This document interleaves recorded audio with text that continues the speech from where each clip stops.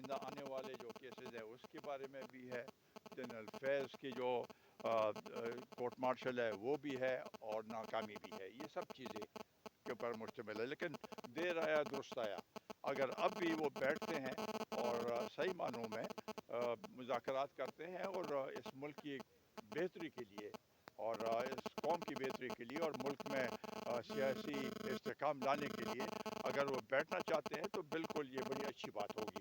اور یہی طریقہ ہے جس طریقے سے ہم آگے بڑھ سکتے ہیں. اگر یہ اس کا رہا، یہ تشدد کی صورتحال رہی، عدم استحکام کی سیاسی عدم استحکام کی صورتحال رہی، تو ملک تو ترقی نہیں کر سکتی. انہوں نے پہلے بھی 126 دن دھرنا دیا، اس کا کوئی نتیجہ نہیں نکلا.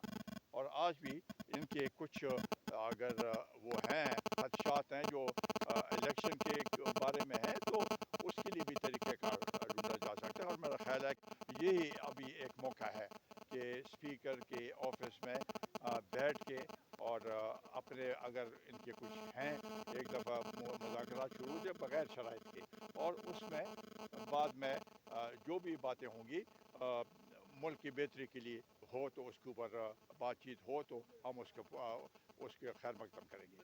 دوسری بات یہ کہ یہ عمران خان کی رہائی کے لیے پی ٹی آئی یا ان کے ورکر یا ان کے جو قائدین ہیں وہ زیادہ تر حکومت پر ان سے توقعات وابستہ کی ہوئی.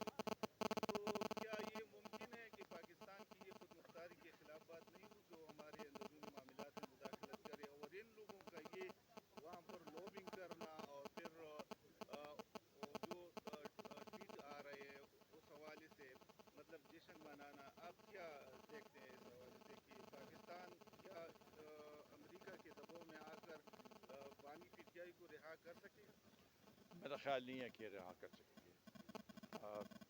یہاں پر عدالتیں ہیں، عدالتوں کا اپنا طریقہ کار ہے، اور وہی ان کو عدالت ہی رہا کر سکتی ہے. ان کی جو خواہشات ہیں کہ ٹرمپ جب آئے گا تو ہمارے مشکل آسان ہو جائیں گی. امریکہ بھی ان کی ایک پالیسی ہے اور اس پالیسی پہ چلتی ہے.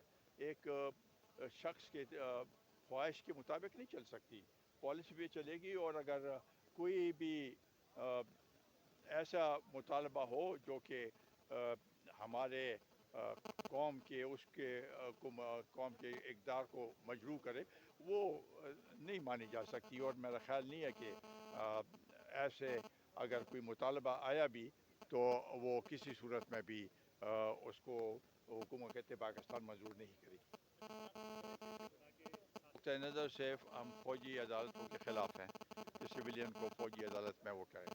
ابھی تو عدالت عالیہ نے ان کو اجازت دی ہے، اور اسی لیے ہم سمجھتے ہیں کہ 26ویں ترمیم جو ہے اس کے بھی ہم پہلے بھی مخالفت کرتے رہے، اب بھی سمجھتے ہیں کہ اس سے عدالت کی جو وقار ہے وہ مجروح ہوئی ہے. تو اس لحاظ سے میں سمجھتا ہوں کہ جو ابھی تو انہوں نے اس حد تک اجازت دے دی ہے، ہم امید کرتے ہیں کہ اس کا تفصیلی جب اس پہ بحث ہوگی اور فیصلہ آئے گا وہ یہ ہوگا کہ یہ ہونا چاہیے کہ فوجی عدالتوں میں سویلین کا ٹرائل نہیں ہونا چاہیے.